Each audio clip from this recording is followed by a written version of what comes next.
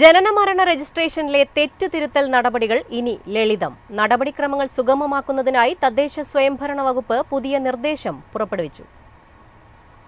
നിലവിലെ സർക്കുലർ റദ്ദ് ചെയ്താണ് തദ്ദേശ സ്വയംഭരണ വകുപ്പ് പുതിയ നിർദ്ദേശം പുറപ്പെടുവിച്ചത്.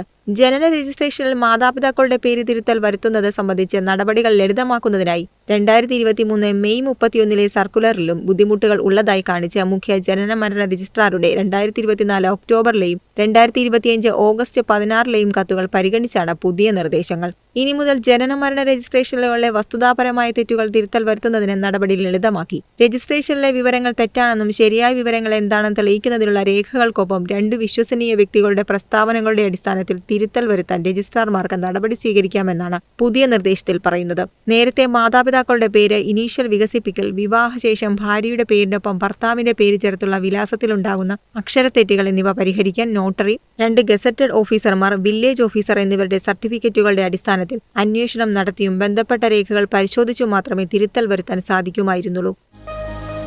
എളുപ്പത്തിൽ സമ്പാദ്യം വളർത്താം. ഇന്ന് തന്നെ മൈഫിൻ TV ആപ്പ് ഡൗൺലോഡ് ചെയ്യൂ.